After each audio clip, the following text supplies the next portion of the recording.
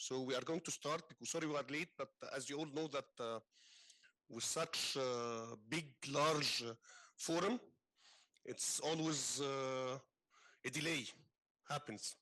But I believe this is a very important session. It will be more like round table, I think, because the number of participants now is very minimum. And I believe we are going to tackle a lot of important issues. But let me just, at the beginning, please show the slide, share with them. Um, Most of the participant here is from ICT sector, and they focus on infrastructure, on strategies for digital transformation. But of course, when we talk about sustainability, we focus on Earth. So this is the main message that we always try to deliver, that we don't have time. Currently, with the number of population, we need to resources from two Earths. As scientists identify, by 2050, we'll need three Earths, which we don't have. So the ICT is a main tool for enhancing consumption and production of our resources. So we will start by Christina Boati, and I will leave everyone to, as we are very late, so everyone would like to, I would like her or him to introduce themselves. And I believe everyone would have like 7 minutes to be able to provide the presentation and the talks that you would like. Christina, are you ready? Thank you so much for the introduction, and allow me to share immediately my presentation. So give me 1 second. I should be able to share. He's getting old. Then you saw the other screen because Yes. that was my son. Anyway, yes, it's getting old, it's growing. Yes. So it's really a pleasure actually to be part of this event, and thank you so much to the organizer and of course to Assam for the kind invitation. As we know, and I'm sure that during the overall conference you have seen that the overall the environmental challenges in the Arab region, relates to the climate pressures, the energy demands, resource strains. So, really the dependence, for example, on fossil fuels and waste mismanagement. So today, allow me to make really a call to action. We have the tools, now we need the will.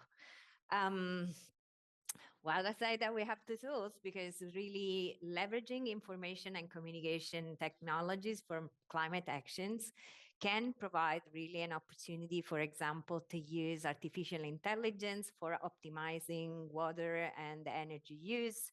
Or there are cases for, successful examples of Internet of Things, enabling smart agriculture and desert greening, or even blockchain, ensuring transparency in resource management. Now, it has to be clear that digital transformation means, or sustainable digital transformation means really integrating different technologies, improving efficiency, sustainability, and most importantly, transparency across industry. So ICTs play really a crucial role in addressing these global challenges. And, they can be as solutions, although we need also to take into consideration that ICTs itself are also part of the program. And this is also something that needs to be taken into consideration. So how can international standards help drive sustainable digital transformation? Digital technologies are really interconnected through standards. So while each technology might be different, they adhere to the same standards, allowing them to communicate. And today, it's actually a great examples where, for example, you have people attending on site, but there are also some of us that are contributing to this event remotely.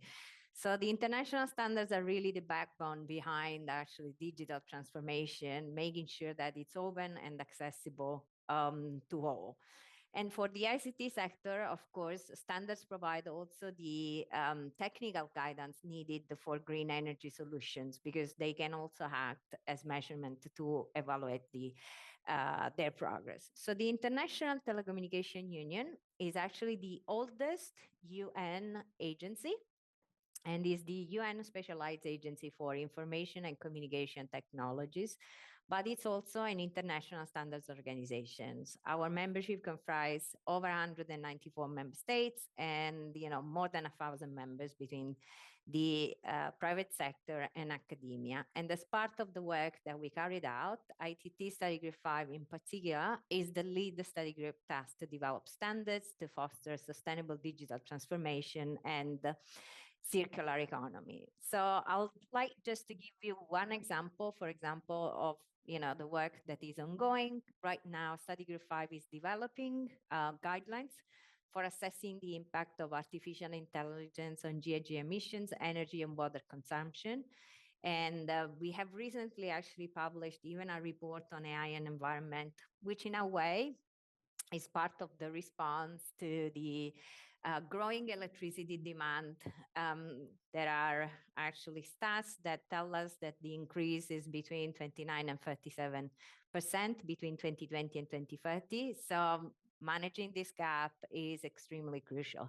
There are some successful examples in the Arab region. I'm sure that many of you are familiar with, the solar park in the UAE, or, the Masdar battery project. So those are certainly two great examples. And, definitely the idea to addressing the environmental impact and making sure that, when even similar projects are carried out, international standards are at the back, it's extremely important. So contributing to the work of Study Group 5, there is Study Group 20, which really focuses more on cities and communities. And in that respect, the work that we have been doing is really more focused, especially on digital twins. So how we can use a replica, for example, of a city before building it itself, to making sure that it is environmentally friendly, that eco solutions are in place before even the city or the project, whether it is a building, is established. Of course, building a new city, like for example, the NEOM project in Saudi Arabia, has provided some great opportunities, because you have really a chance to build a city that has, for example, zero cars, zero streets, zero carbon emission, where sustainability goals are really taking center stage. But many of the cities worldwide, of course, are already they already exist. So what shall we do with those cities that exist? Like, for example, either Rome, or whether it is Cairo. And here there is also a very nice example from Cairo that, despite the wonderful architecture and everything, is also thinking to build a new administrative capital in Cairo to really create a new hub, which integrates, for example, advanced AI systems, smart traffic control, and also high-speed internet to enhance urban living. So these are, I would say, some examples that can tell you how important it is, this digitalization. And last year, actually, during the Conference of Parties, hosted actually in Baku, in Azerbaijan, for the first time, digitalization was recognized. And indeed, there was even a digitalization day, which was organized by ITU and other partners as part of the Green Digital Action. So that roundtable concluded with with the adoption of a first declaration.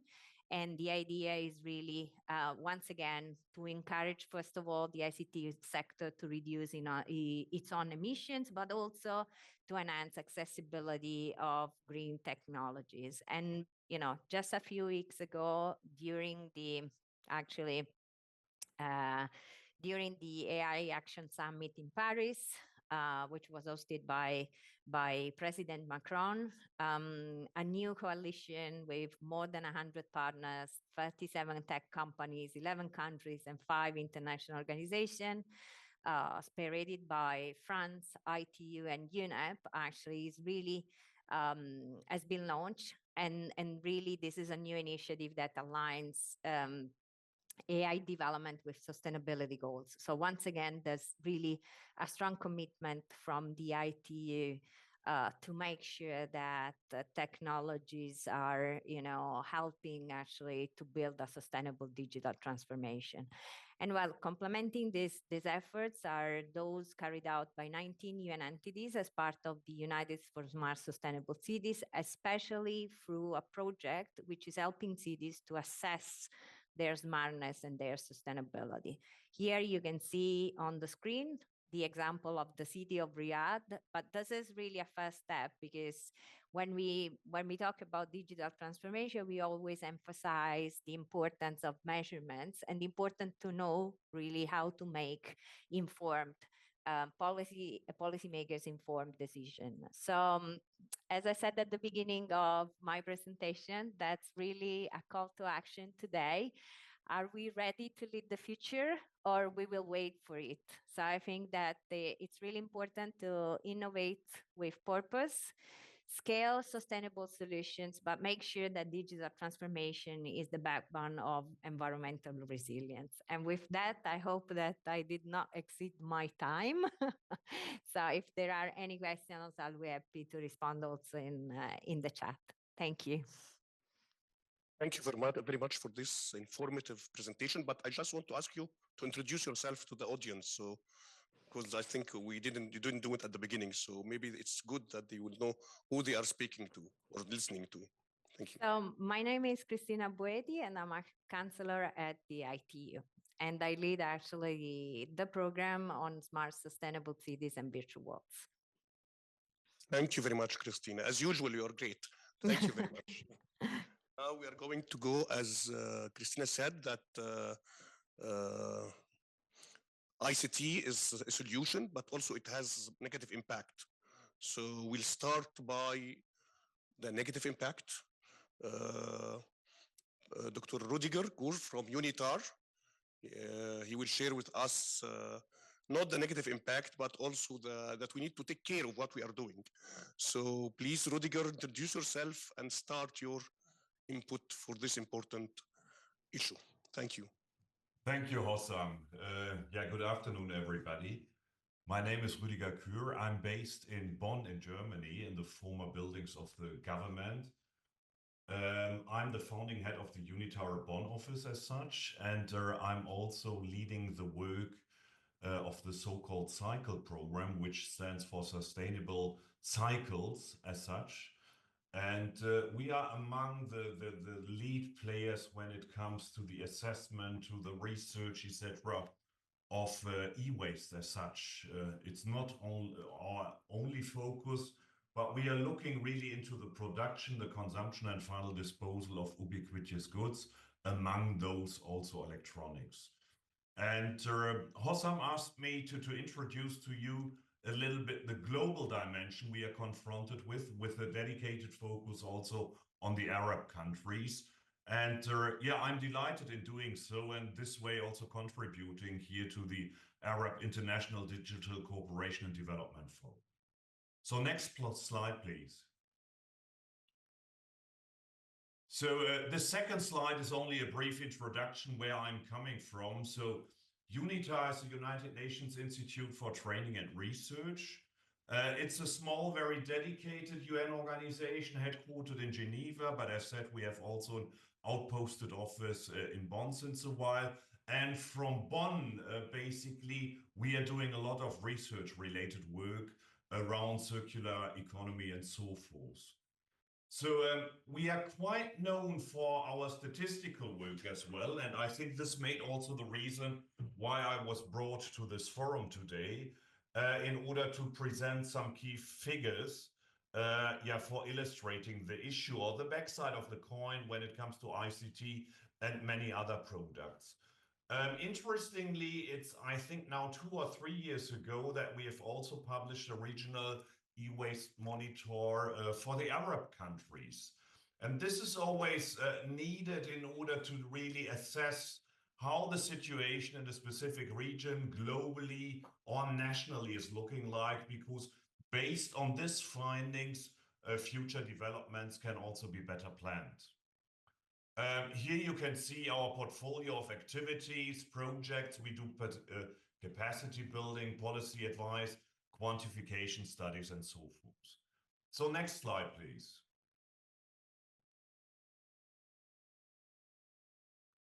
So these are the key numbers triggering our initiative and engagement also, but also calling in the same way as Christina just presented for action.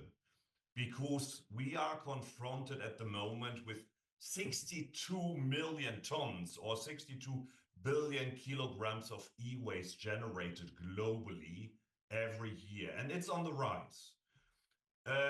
I think it's very important to stress here what falls as per our categorization, which is globally endorsed under e-waste. It's basically anything with either a plug or battery, but it's not coming from automotives, it's not coming from orbit wasted, and it's not coming from military equipment. And as we all know, in automotive, there's quite some heavy burden also of electronics in each car, etc. But this is not included, and that's very important to remember. And in the same way, also something I forgot to mention is batteries. Batteries are treated separately and also not part of these numbers. But overall, we are confronted with a production of roughly 7.8 kilogram per capita on average, but only 22.3% of this e-waste was documented as formally collected and recycled at the end. So we are wasting more than 77% of our e-waste arising, and by this we are wasting also a lot of scarce resources, valuable materials, essential for our production chains in the future. Next slide, please. Again, here it's a summary, and because of time reasons, I might not go into depth what falls under e-waste. So we have the small equipment like toasters, large equipment like washing machines, temperature exchange equipment, and so forth. But also the ICT we referred to earlier, and on the rise, definitely also our photovoltaic panels. So it shows really the two sides of the coin. On the one hand side, we are in need of latest technology in order to reduce our ecological footprint through energy consumption and so forth. On the other side, we are creating another problem because of the usage of these kind of technologies. We are also creating additional waste. Next slide, please. So if we do an outlook how these issues will be developing, we see at the moment we are confronted with 62 million tons of e-waste generated, but only by 2030 we are expecting already 82 million tons of e-waste generated. And the issue is simply, there's a lot happening also when it comes to e-waste recycling and collection. But you see the sharp increase also on what electronics are put or placed on market. And this is outpacing by almost a factor of 5, really, all the good initiatives around recycling, because more and more gadgets are put on market, and the hunger for these latest developments is enormous. Next slide, please. Another aspect we might not have time to discuss today in depth is really the transboundary movements, but it's definitely also a very severe issue that lots of these gadgets, when they are reaching end of life in the northern hemisphere, are shipped to the southern hemisphere, which are then kind of used as a graveyard for our luxury goods. I mean, it's not in the amount as anticipated as a couple of years ago, but still every ton which is finally inappropriately managed, especially also because of shipments to the global source, should be avoided in one way or another, but there is still a lot to do in this regard. Next slide, please. Here again, a brief overview of the generation of e-waste by separation into the continents. Basically, you can see by far Europe is leading on per capita basis. Every European is basically generating 17.6 kilograms per year of e-waste. And this is a huge amount and still again on the rise. If we look to Asia, 6.4 or Africa, 2.5. But again, the issue is not only what we are confronted with at the moment, but what we are expecting it to look like in the future. And there are more and more gadgets simply arising with either a plug or a battery. Next slide, please. This is a brief overview of the situation, especially also for the Arab states. And we have 22 Arab states, and they are together producing 4.5 million kilograms, million tons of e-waste, which is 7.2 of the total world. It doesn't seem a lot from the percentage in comparison to the world, but it's a huge amount. Next slide, please. This is a summary really of the valuable materials also going into e-waste. As you can see, it contains not only the irons, the aluminium, the copper, nickel, and so forth, but a lot of precious metals. So there are resources within which are not only precious, but also essential for our production of gadgets, ICT, and any other kind of goods we are in need of and we want in the future. So we have to do better in this regard in order to harvest them also at end of life again. Next slide, please. This is another slide summarizing it when it comes to the critical raw materials, a hot topic also in political discussions, like, for example, the consumption of neodymium and other critical raw materials. But I think we cannot concentrate on this at the moment, but still to be considered, it's essential. It's a very critical topic we need to address. Next slide, please. And here the importance of policies also, because as you can see from the summary here, from the Arab states, only 4 countries have an adopted policy, legislation or regulation as regards e-waste in place. And only 2 countries have legal provisions of the extended producer responsibility. But there is no country in the entire region with a collection target, and there is no country with dedicated recycling targets.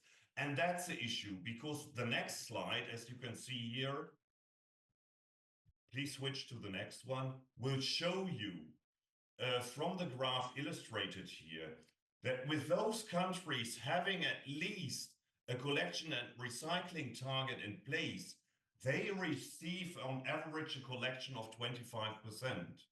And those without, they reach 0.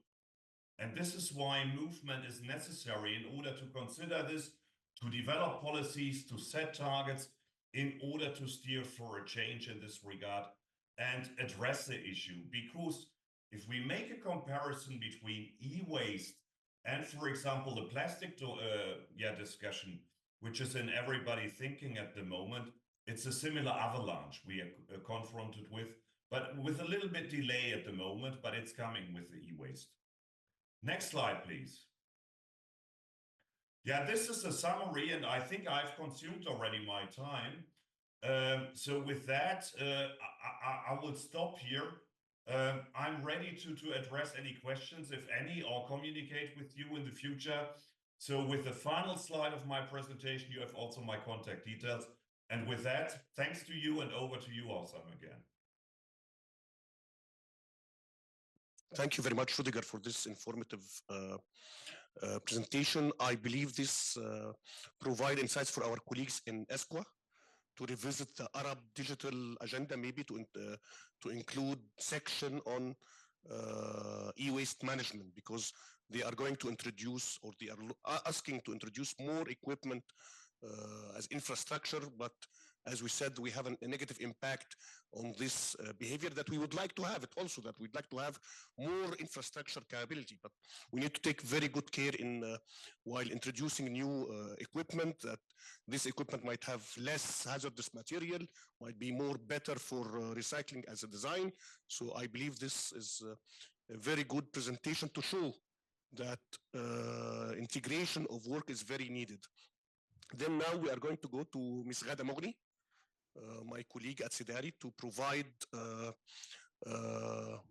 case study about e-waste management in one of the Arab countries, which is Egypt. And of course, this is a sustainable recycling industries project in Egypt that's funded by SICO. Ghada, please introduce yourself and you can start your intervention. Thank you. I'm Ghada Moghni. My name is Ghada Moghni. I'm Senior Program Coordinator at SGP in SIDARI. And we've been working on trying to solve the e-waste problem and recycling through the sustainable recycling industry in Egypt for the past 10 years. It's a Swiss program project funded by the Swiss government and IMPA and the World Resources Forum.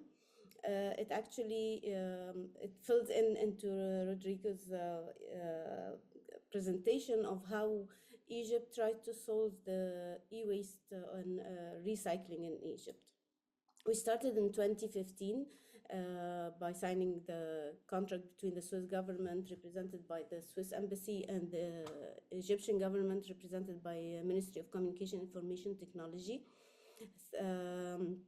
And the first phase was actually from 2016 when we signed until 2019, and it was laying the foundation and basis for it was more of a baseline assessment on all the factors that would affect the industry, the recycling industry. So we did a lot of studies, and we introduced the auditing system. We actually certified or identified former recyclers as not only with the registration, but more of accredited recyclers. That was on phase 1. In phase 2, which started in 2019, and we commenced during the COVID session, this phase was actually under the presidential initiative of digital transformation in Egypt, and it aimed to promote the lifespan extension of equipment and enhance Egypt's economy and minimize the hazardness of end-of-life equipment. We've been doing a lot of work, and maybe I don't have enough time to actually relate all the work that has been done in this project. However, I will highlight the most important, or actually that had an impact on this industry, that started with one recycler in 2015, and now we have over 20 recyclers certified and accredited. The SHRI project actually is based on 4 pillars: policy and legislation, normative requirements, business support, and hazard distractions. On the policy front, we finalized the EPR fee calculation model to provide basis and decide on the fees and that will ensure adequate financial support for e-waste management, and it has been introduced to all stakeholders of e-waste, whether recyclers, businesses, government, and so on. And the ongoing process is to actually legalize it through the parliament.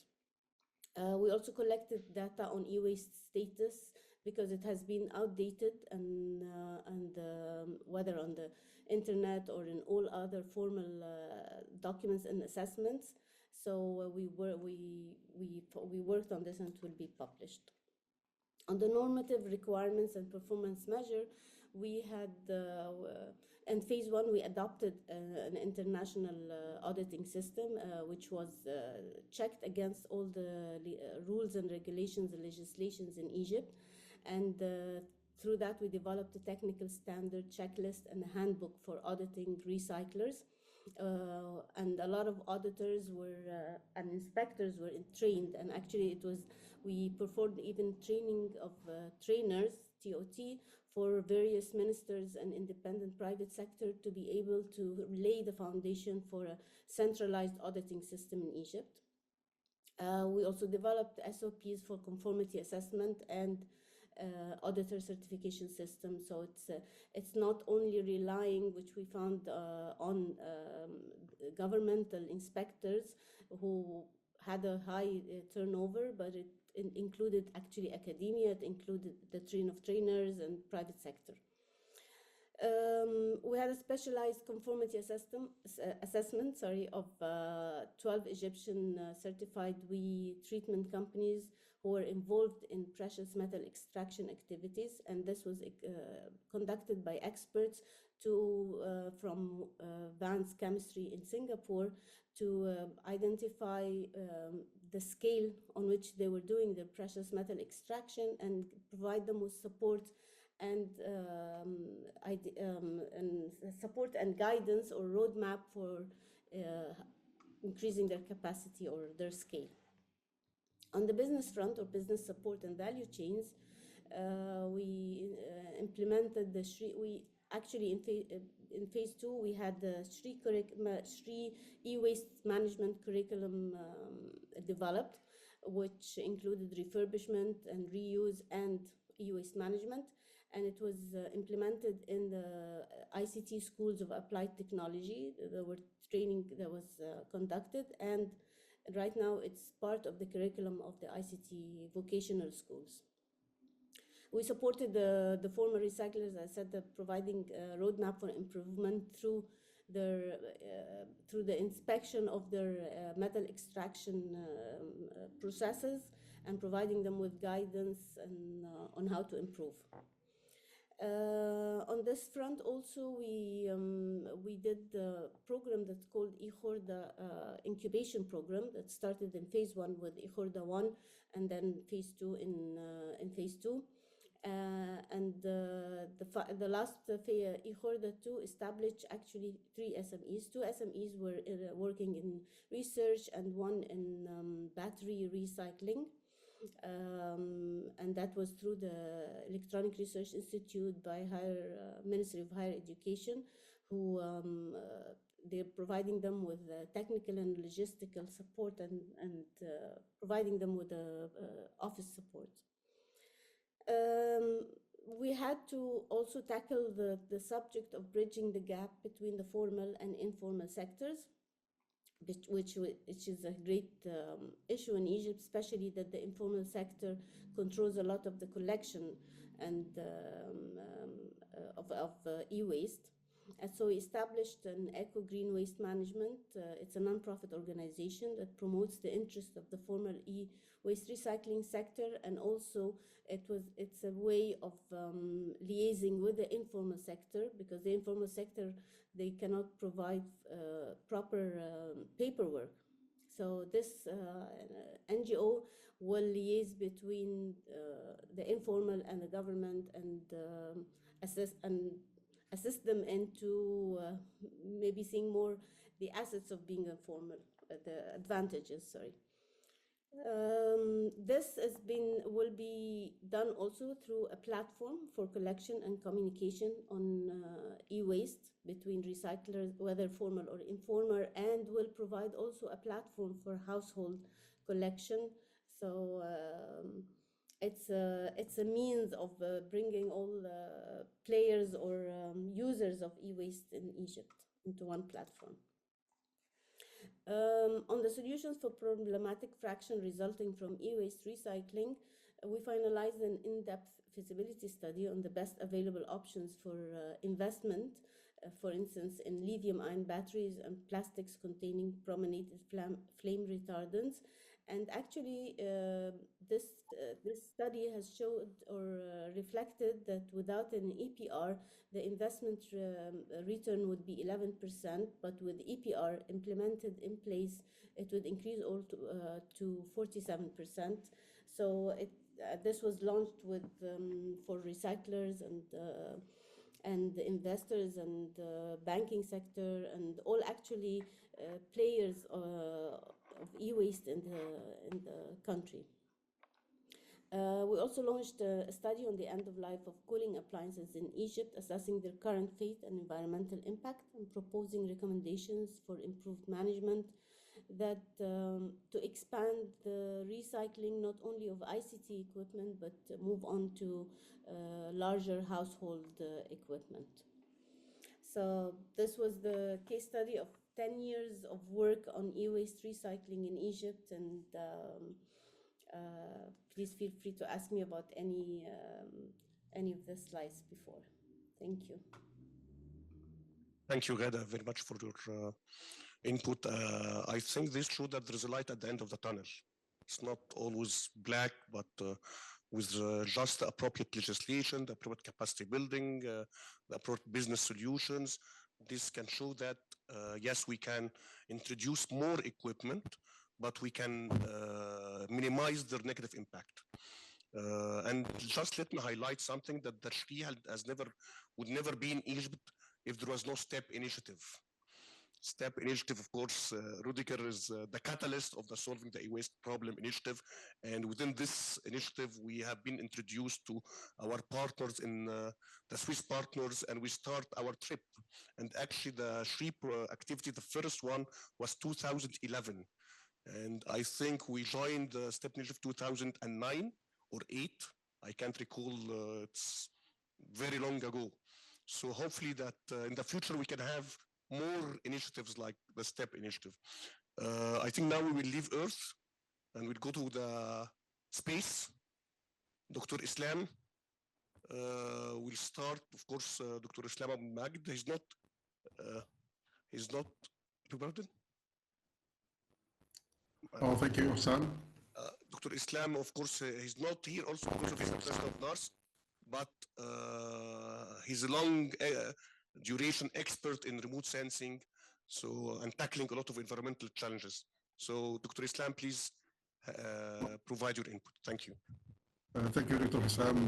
Thank you, the organizers, for inviting me for this presentation. I have a very good presentation. I promise to fit it into 7 minutes.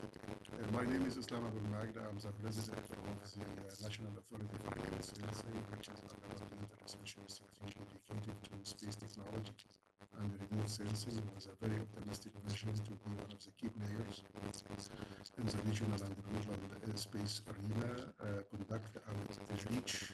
We can't hear you, Dr. Islam. It's the sound that has a problem. Do you hear me? Is that okay now? Do you hear me now? We can hear you, but there is quite a disturbing noise coming also out of it. It seems the micro does not function properly. Okay, do you think that I have to change the mic, or is that okay now? So it's continuing. It was also before. So maybe you can switch micro if there's a chance. Okay, if you allow me for just 1 minute to change the mic.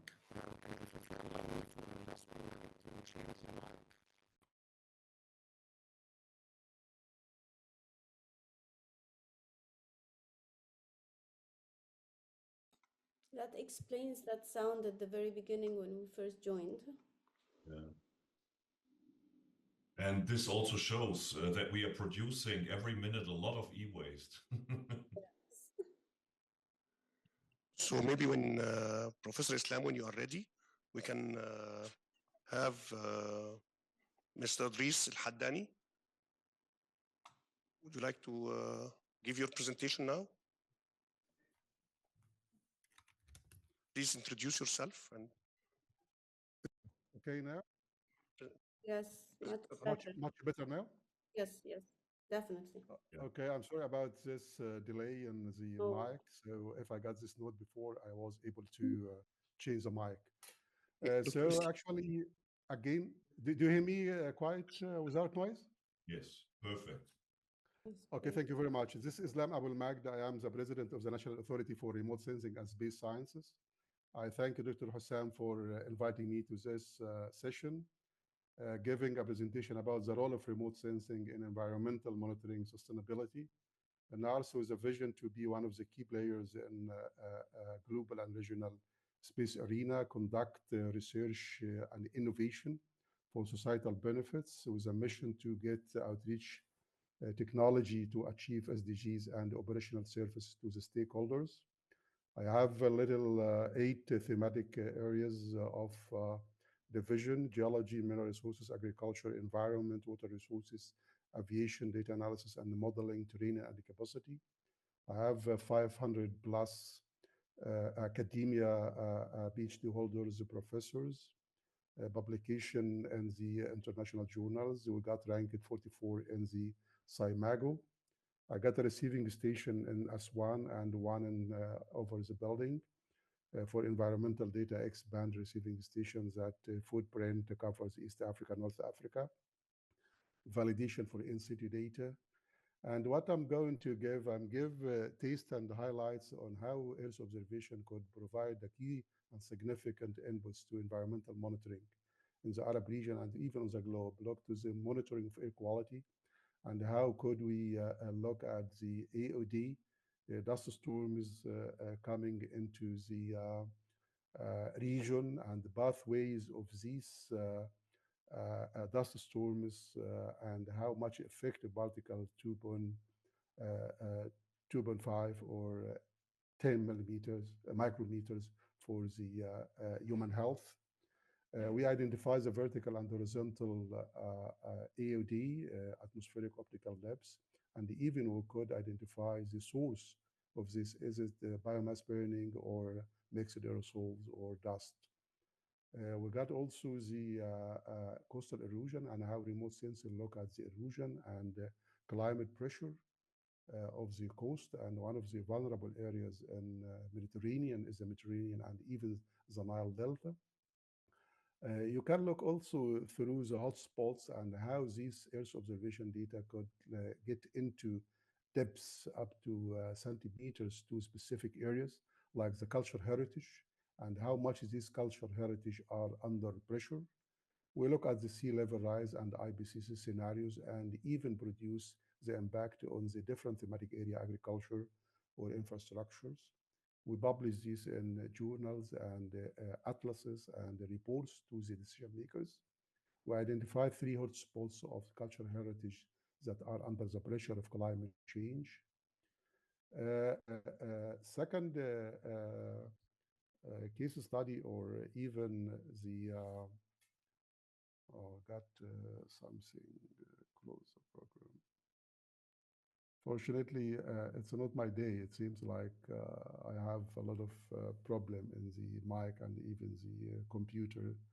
So what I'm going to continue is that smart agriculture and smart systems for IoT and rice crops.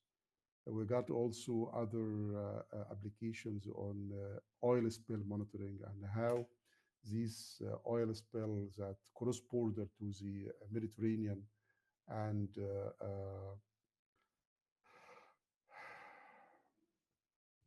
Mediterranean and the Red Sea.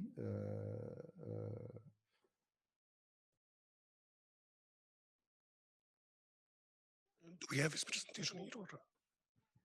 Little presentation Yeah, I'll go through without screen shot. This is, for example, the marine environment and how this Red Sea could be monitored, all surface temperature or calorifer or salinity that cross border. Marine biodiversity, we also use satellite data and Earth observation data with some in situ measurements. Coral reefs and mangroves, all these kind of data are heavily explored and studied by remote sensing data. Oil spill in the Mediterranean Sea, either from platforms or from shipping, in the Red Sea and the Mediterranean Sea. And this has been as operational service now to the Environment Agency. Also soil pollution and how to look at the soil pollution and introduce bioremediation of the heavy metals to ensure that quality of food, a smart system for rice to reduce the usage of water by 30%, and even use IoT for smart agriculture and management farm. Vector-borne disease, we use also the environmental parameters that foster the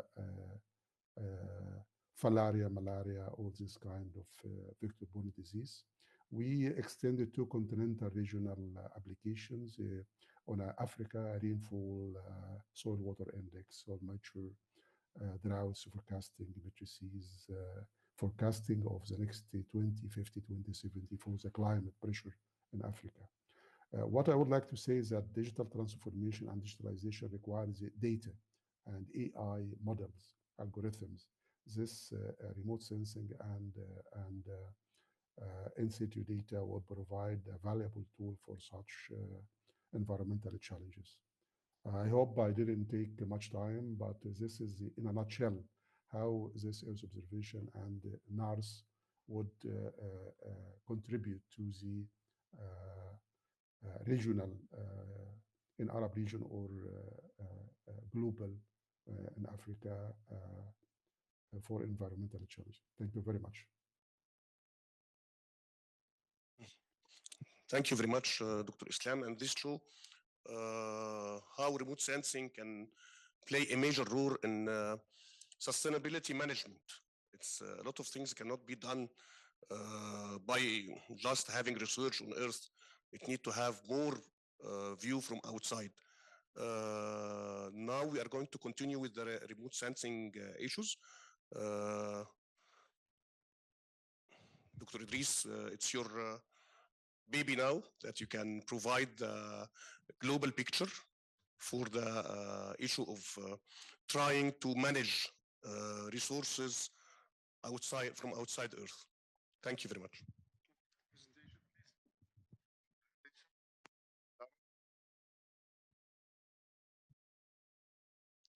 So thank you for giving me the floor. I would like to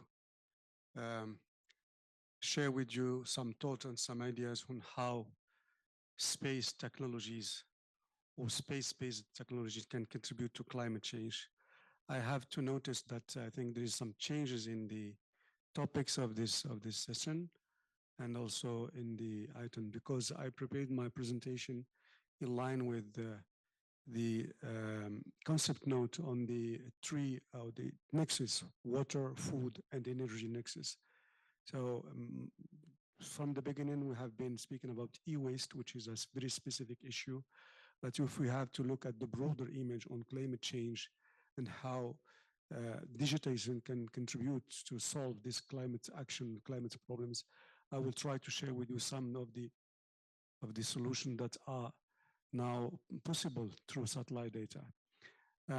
Just to give you some insights on how space could contribute to this, to tackle this issue of climate change. The first figure I would like to share with you is the number of operational satellites that are now operational and providing satellite data, satellite informations to different systems, to different decision-making processes.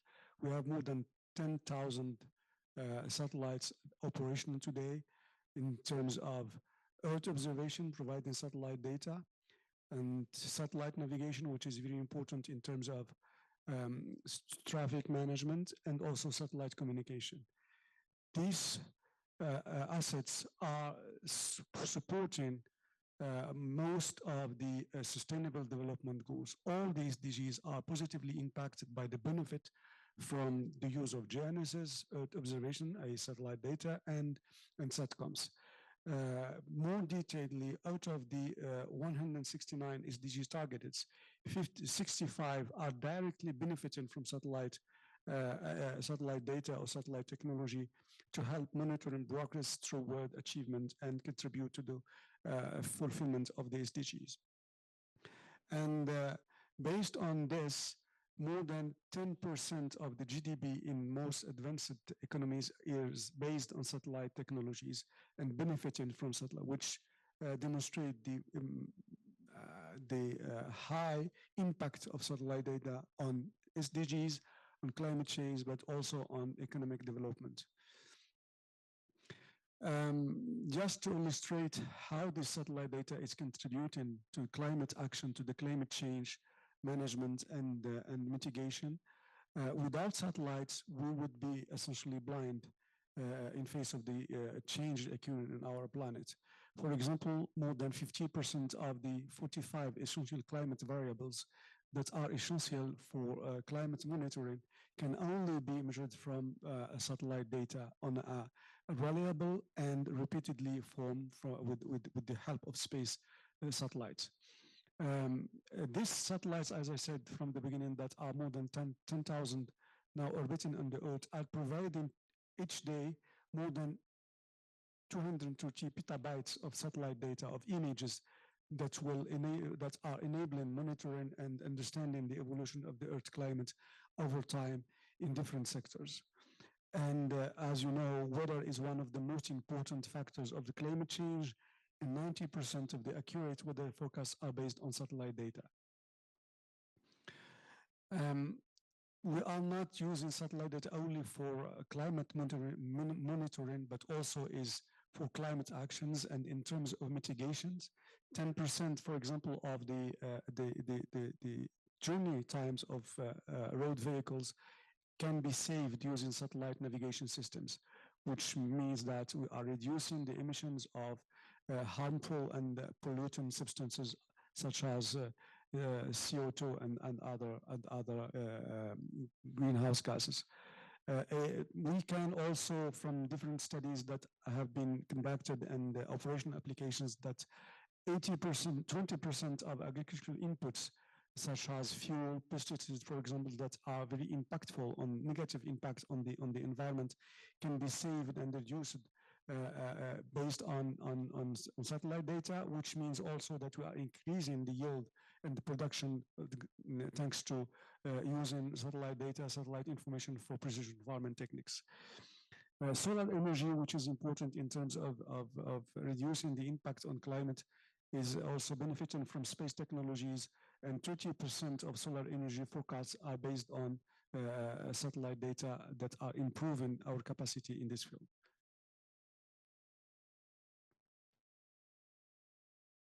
Next slide, please.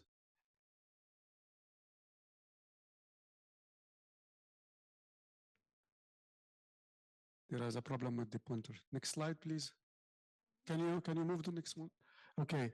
In this field, UNOOSA is United Nations Office for Outer Space Affairs, was supporting member states to develop their capacities in terms of access, use, and benefit from satellite data. We are playing different roles in this field. The first one is acting as a convener, and we are facilitating global cooperation among UN member states. So through this mechanism, we are facilitating the development of new policies through the COPUS, which is the Committee for the Peaceful Uses of Outer Space in United Nations system.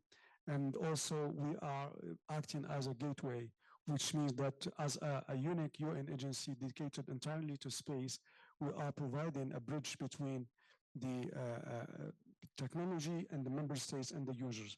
And as it was demonstrated from the first slides, we are providing support in terms of satellite data access, satellite capacity building to support member states to achieve the needs and to meet the needs in terms of SDGs. And this capacity building is one of the pillars of our strategy through the access to space data and also through training and workshops that empowering states to use space solutions to address national priorities. Next slide, please.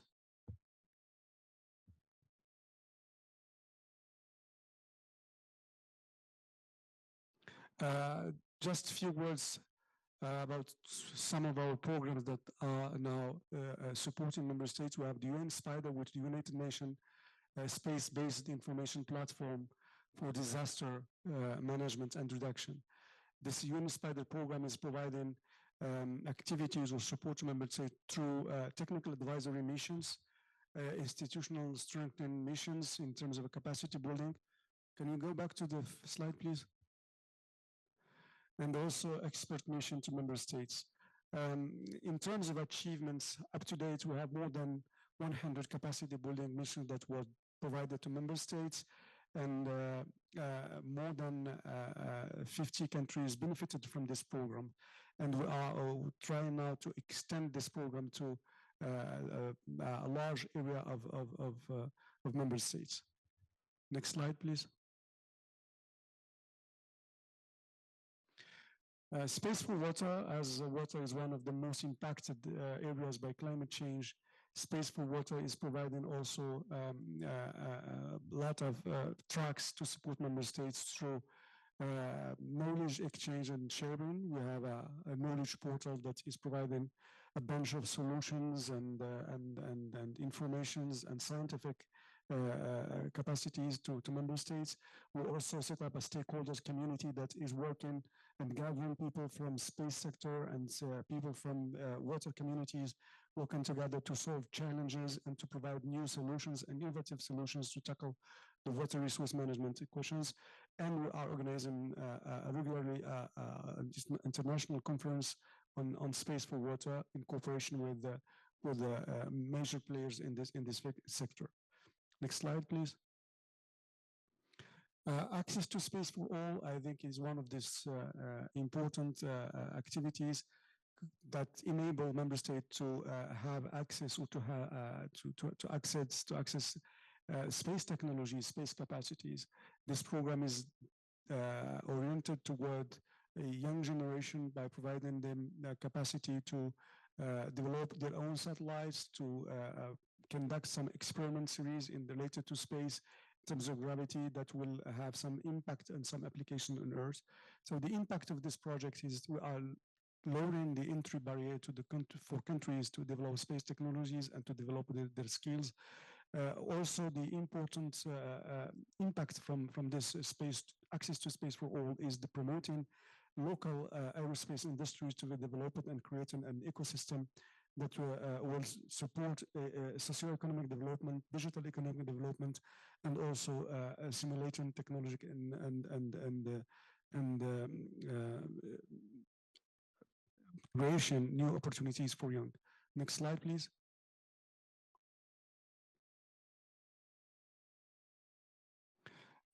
Space economy is one of the strategic issues because now, as you know, the space economy is targeting to achieve 1.8 trillion by the end of this decade, which is a very huge number in terms of development.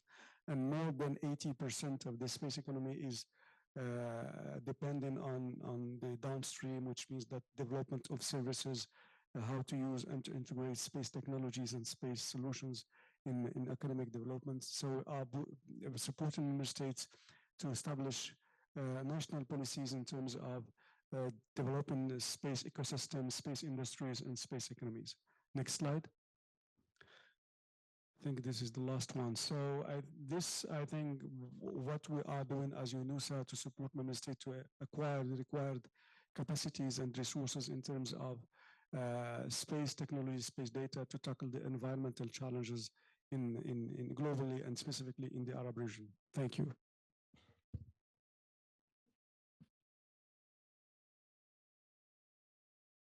And I think this shows that the future is for the space. The technology is being advanced, the cost is getting less. We can hear about the Elon Musk infrastructure for telecommunication project that will bankrupt most of the mobile operators. But I think this can be used also for sustainability management, monitoring Earth, monitoring water. But now we are going to go to not the end, but at the beginning, when we showed the slide of how many Earths that we want. Food security is the essence.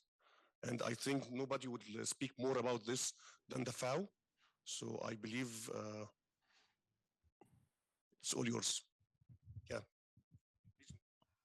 Thank you, Dr. Hussam. I'm Dr. Heba Al-Hariri. I'm a Land and Water Officer joining you on behalf of the regional office of the Near East and North Africa for the Food and Agriculture Organization of the United Nations, FAO. And I'm going to be walking you or taking you in a quick journey on what FAO does to promote digital solutions for inclusive rural transformation. Can we have the full screen?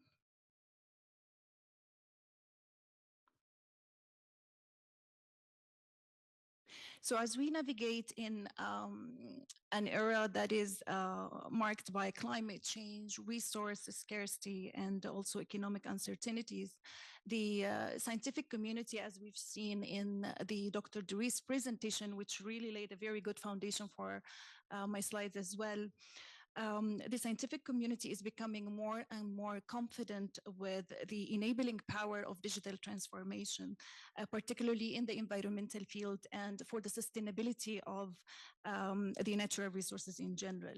So talking about the cloud-based data platforms that are now facilitating data integration and advanced analysis, and also looking at the benefits of machine learning, AI in modeling a vast amount of data from real time and also historical data in a very short of time to support the decision-making process, all really shows the added value and the transformative, I would say, role for digitalization in the environmental and particularly the water, energy, food, and ecosystem sectors. Yet, as actually FAO has been taking very solid steps towards e-agriculture, including looking at, for example, e-commerce, looking at sensors for irrigation management and irrigation systems, and also maybe looking at the fintech and through different digital platforms. We still find that we really need to strike the balance between the global momentum and what it actually wants to reach in practice, and also look at the required paradigm shift that is highly needed in our region in order to overcome some of the technical governance and also capacity challenges that we have been facing while trying to deploy some of these digital solutions in practice. If I can go to the next slide, or actually just, yeah. So, yes, so actually, one of the most or top challenges that we see that we are facing that we are usually faced with is the high upfront costs and also the uncertainty on the returns of investments, which are the main two hurdles, I would say, in the widespread of climate smart agriculture, particularly in our region, as a substantive amount of investment is highly required to overcome the inadequate infrastructure, and also not to forget the market barrier logistical challenges. And if we're talking about actually smallholder farmers, which represents the majority of the agricultural producers in our region, and they account for around 75% of the agricultural householding, there is a fear that we can actually, they will be left behind because they are becoming the more vulnerable groups, because they cannot actually afford the high cost of this digital transformation that is required. And in order to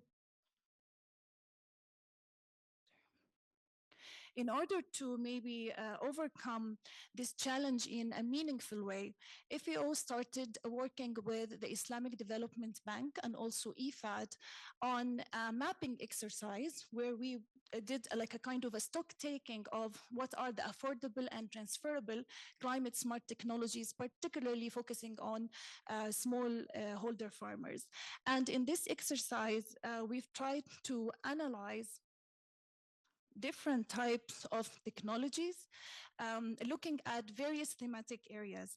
For example, we looked at the post-harvest technologies, the water management elements, the e-commerce, the fine tech, and also the energy aspects.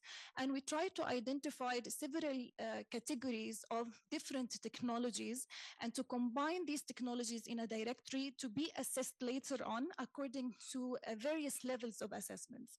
These levels of assessments including the affordability of these technologies, the reliability of these technologies, the possibility to do upscaling of these technologies, also the environmental readiness and the recycling, because we've already talked about the e-waste was one of the main indicators that were used to assess the different technologies in addition to the enabling environment.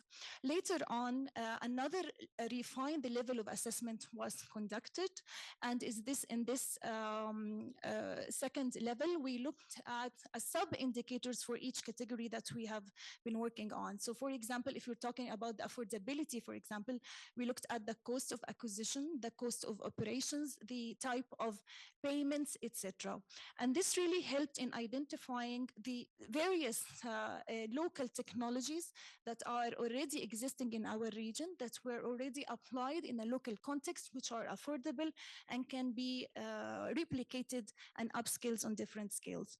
This is just one example of one of the highlighted technologies that was, for example, considered in Egypt, where we identify Khudar.com, which is a digital platform that was created with like a private sector, and which really helps the Egyptian farmers to work directly with the food chain and also connect the buyers as well to who would like to buy fresh fruits and vegetables to those farmers, and facilitates also the use of the recycled waste, which is later converted into some organic fertilizers.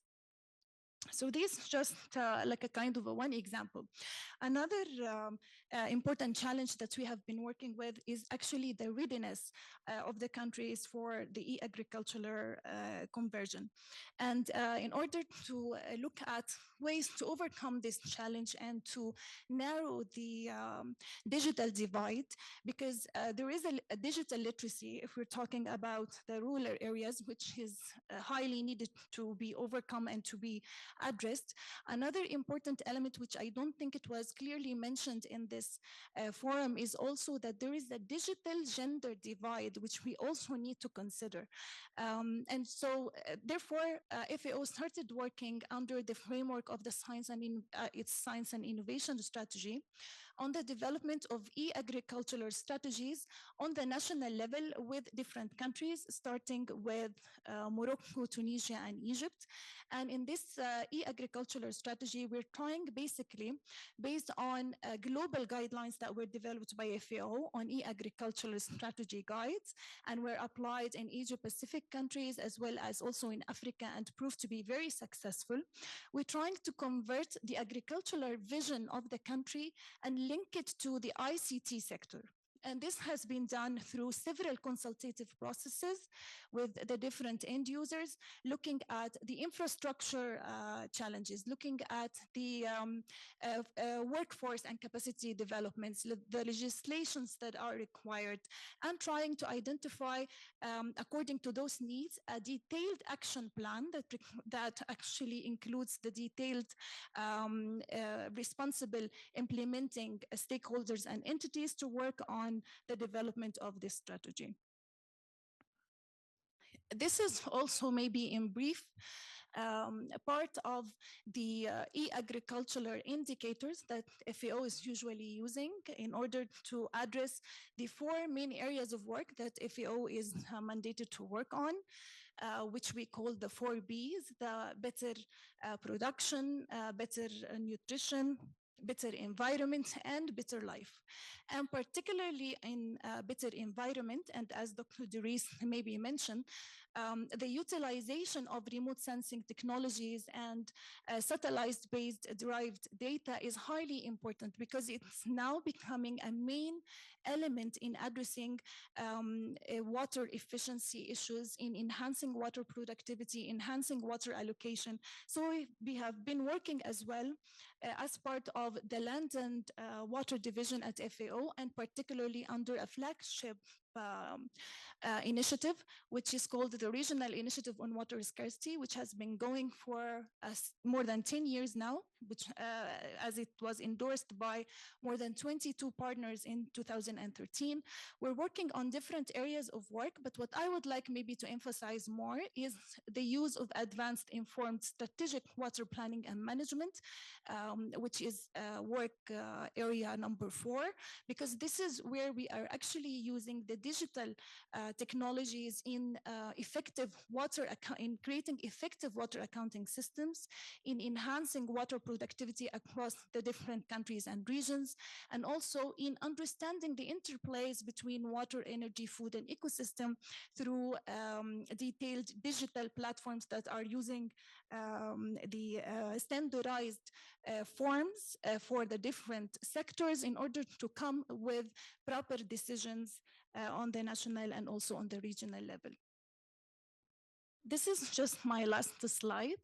This is maybe our main work areas under the water scarcity initiatives, where we are trying to enhance the blueprint of digital innovations for improved water efficiency.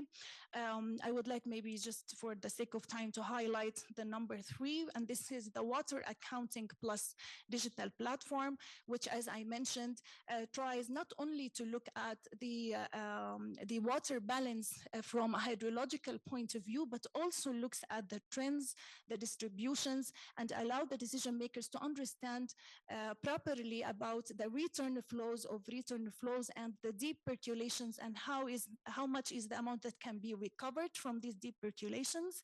It's also very important to look at the water accounting systems and to use these systems particularly in cases of extreme events, because it can be also used as an early warning for drought extreme events. This is also supported by FAO Water WAPOR database, which is near real time open source database that actually provides free different satellite derived parameters and data, which are utilized in understanding the crops' water requirements and identifying the required areas for enhancements of water productivity.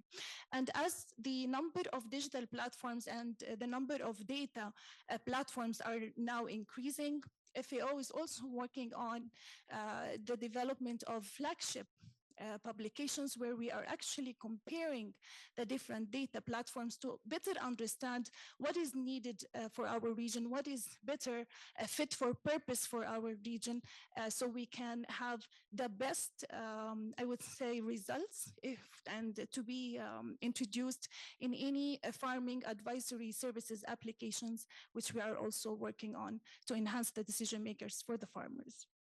I will just stop here and thank you very much.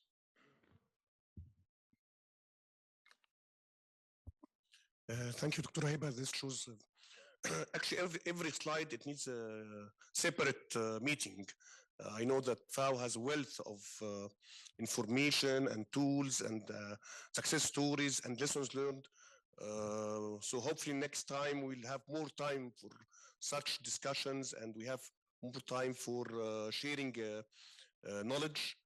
I would like to thank all the speakers for their time and for their efforts in trying to present how digital transformation is very important, whether it's positive impact, negative impact, sectorial, the new technologies and new applications that's being needed now with advanced, as I said, advanced in technologies and lowering the cost of equipment and infrastructure. Thank you very much. Maybe you have a question. Okay.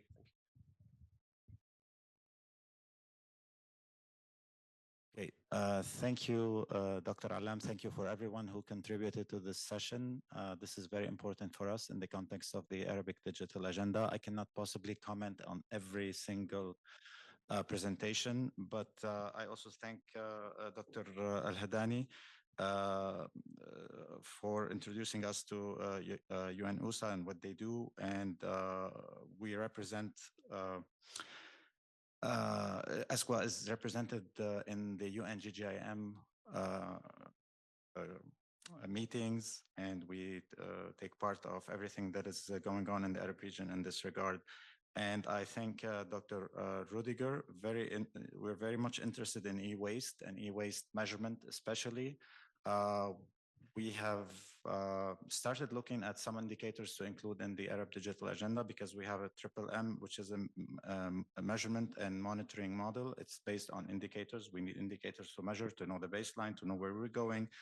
And in this regard, we started looking at 2 indicators in specific, the ones that were included in the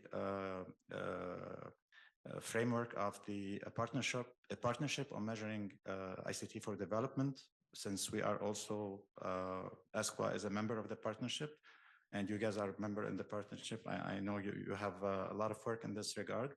So I just wanted to ask you, Dr. Rudiger, if you have any other indicators in mind that we could start looking at. But I have one question for everyone, which is, I mean, this is maybe very hard to answer, but are the use of technologies or digital technologies, ICTs, whatever, all these technologies in support of the environment, do they offset their negative impact? In other words, are we breaking even, or the negative impacts are still overweigh the positive impacts?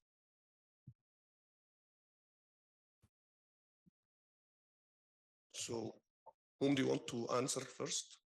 Yeah. So maybe Rudiger, maybe you can start. Yeah, because it was also directly addressed. So thank you so much for your comment and question as well. When it comes to the indicators as such, we are presently revising our guidelines for the e-waste statistics indicators as such. It will be published shortly. It's then the 3rd edition endorsed by all lead statistical organizations. And I'll be happy to be in touch with you bilaterally and share you some insights and probably an advanced version as well, so that we can further discuss on the indicator side.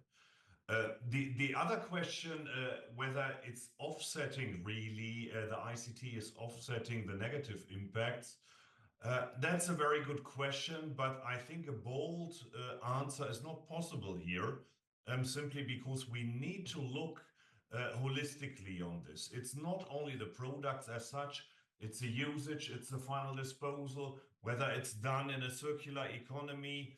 We have to look also in the specific of a component or a product as such. I think there are more and more considerations now made also by the producers in this regard. So we are on a good way, but there's still so much to do. So we are still at the beginning, I would say. Thank you, Rudiger. Mr. Just I would like to add to this that we are now discussing the e-waste and on Earth, but I would like also to raise the attention on another issue related to pollution coming from space activities. Today we have more than 63,000 debris in space generated by the activity. So there is a need also to integrate this in this process or this approach to mitigate the impact of this ICT or this technological issue on the environment. To answer the question on are we reducing the impact, just to share with you that within Corpus there is a huge discussion for the moment on guidelines to be adopted by member states, by space operators, how they can, from the inception of space projects, integrate measures that could reduce the impact on the environment, reduce the production of new debris, and also we are discussing the possibility to set up a framework for active debris removal from space, so to reduce the impact of these activities on the environment. Thank you. Thank you, Dr. Yes, maybe just from our side as an agricultural sector, I just want to say, and as you've seen in the mapping, tool that was developed by FAO in collaboration with the Islamic Development Bank and IFAD, we're not only looking at one specific element, we are trying to evaluate the different technologies from the affordability point of view, but also from the ability of recycling these technologies, their reuse, the sustainable management. And this is one of the main indicators that have been used.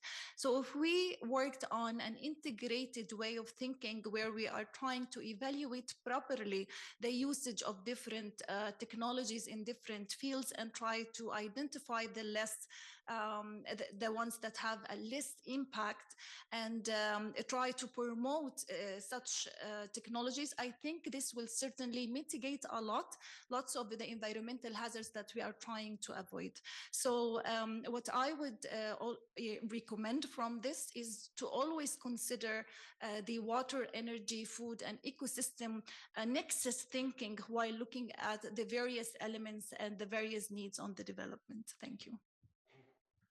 Thank you very much. Ms. Ghada Moghni, would you like to have any input for this discussion?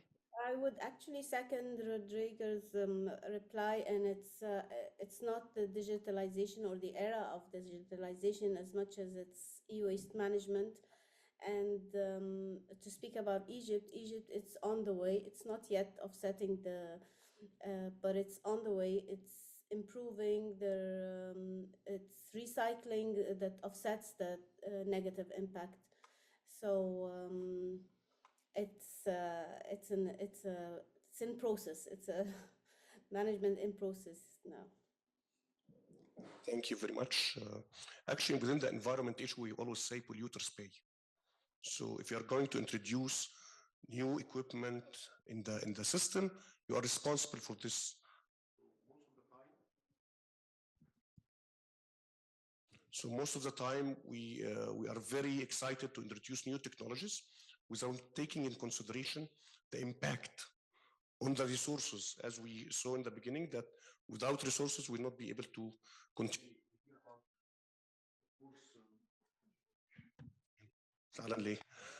Trump is asking for the half of Ukraine's resources. So he is not asking because he just wants resources, because they know that there is no resources.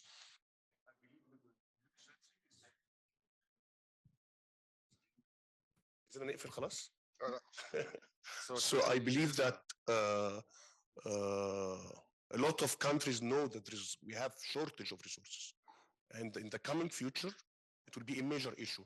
So how to manage your resources, whether with remote sensing, whether with different technologies, is very crucial for all of us. So this is an important thing. So I believe, Ayman, you'd like to say something? I'd like to say some concluding remarks or some thoughts to share with you. I think that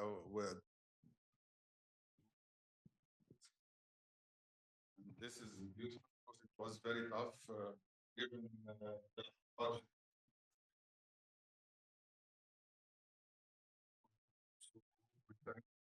For the issues and how issue. We can't hear anything, by the way. Maybe this is not connected to the Zoom. Can you hear me now? Yes. Okay. So I thank everyone who contributed to this session. It was difficult to put it together, but we had the determination and the belief of the importance of sustainability, an issue that was not very clear even to the community of digital per se. So, and now we see sustainability is not only like an issue as we thought of it related just to sustainable development. It is something related to the planet, very well versed in the planet. And now the idea of resources in its wider term. And now we see technologies in general, the space and the digital, and then the component of recycling comes into it. It's a very complex phenomena. And we just started to approach the community of environment. We just started to approach the community of peaceful use of outer space. And we are coming together, three of us, in such a nice Venn diagram, trying to find a common ground for us But let me also, as I said, thank everyone for their patience, because this was the last workshop that has been put together in the agenda, and I delayed the whole agenda for it because we wanted really to balance. Our budget limitation was the cause, so we apologize for not having Rüdiger, Ghada, and Christina. Although I had a call with them. Elections, so no, put it on the elections, Rüdiger. But anyways, there will be another episodes, and I'm happy that Dr. Idris Haddani is here for the first time with ESCWA, so we welcome him a lot. And actually, he was passionate to be contributing to this session because of the belief of PUS Yunusa in the sustainability dimension of the paradigm, and that's why we are here together to build a new nexus between ESCWA, FAO, NOSA, SIDARI, UNITAR, and ITU, and I apologize if we forgot anyone. The Arab Digital Agenda is based on partnership. And the first day we had in the opening session, a panel of partners, and I'm glad it's expanding, and we're building new friendships and new additions to our region. I'm happy, Kaman, and proud that everyone told us this was a good mission that we worked together to achieve it. And I should not forget to thank Rami for his work on coordination this session, and our work, me and him, on its study that we need peer review. So I will share it with you, all of you, to add to it, because it was our first endeavor, even before UNEP. UNEP said, you took one step ahead of us. It's about the digital and environment. We will present it after tomorrow in a closed governmental meeting here, but I will share it with you for further enhancement together. And thanks to Hussam for taking this effort of traveling to be here, although he didn't want to travel.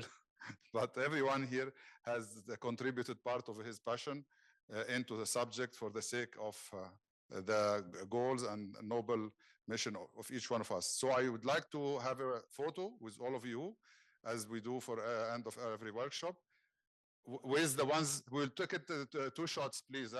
One with the Zoom and one with the logos. We have to be fair, okay? So we'll take two photos, one with the Zoom in the back, and one with the logos of the event, the media wall, or the media digital wall. Thank you, Doctor. Thank you. Sorry for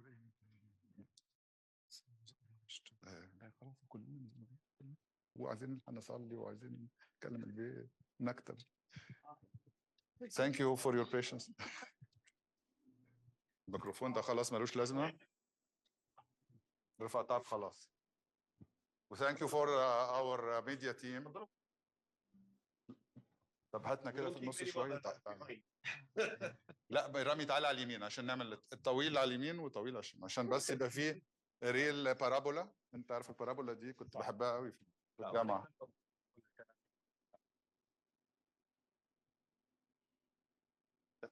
Smile for the environment. Thank you so much. The other one with the logos, the wall. شكرا يا أمل.